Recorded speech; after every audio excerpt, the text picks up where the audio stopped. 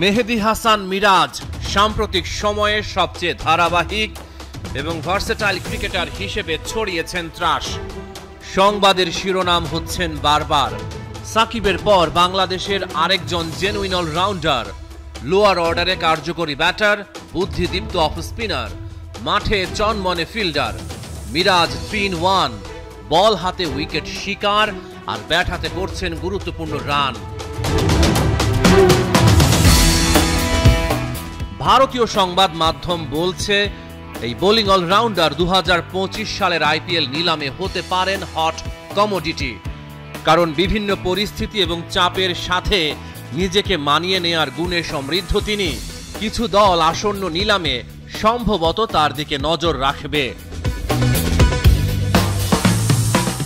আইপিএলে 5 বারের champion Chennai super Kings, ধোনির দলে বরাবরই থাকে স্পিনারদের প্রাধান্য। চিপকের পিচ ঐতিহ্যগতভাবে টার্ন এবং বাউন্সের জন্য প্রসিদ্ধ। মেহেদী হাসান মিরাজ চেন্নাইকে করতে পারেন আরো সমৃদ্ধ।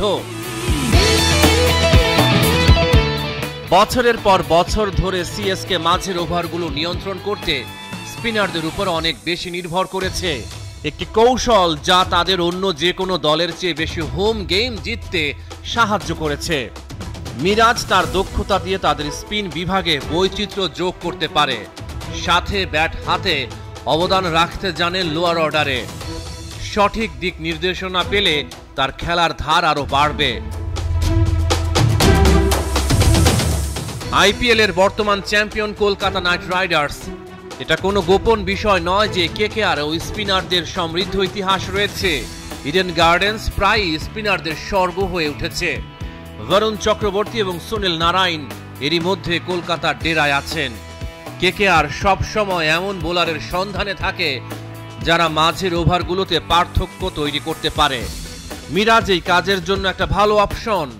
কলকাতা নাইট রাইডার্সের পরিকল্পনায় পুরোপুরি ফিট হতে পারেন এই অলরাউন্ডার। মানসম্পন্ন স্পিনারদের কদর দেয় Sunrisers Hyderabad. Rajiv Gandhi international stadium turning ট্র্যাকগুলোর অন্যতম। মিরাজ হায়দ্রাবাদের বোলিং অস্ত্রাগারে আরও একটা চমৎকার সংযোজন হতে পারেন। ফ্র্যাঞ্চাইজিটি অলরাউন্ডারদের অগ্রাধিকার দিয়েছে এবং মিরাজ এমন একজন যিনি ব্যাটে আর বলে সমান কার্যকর।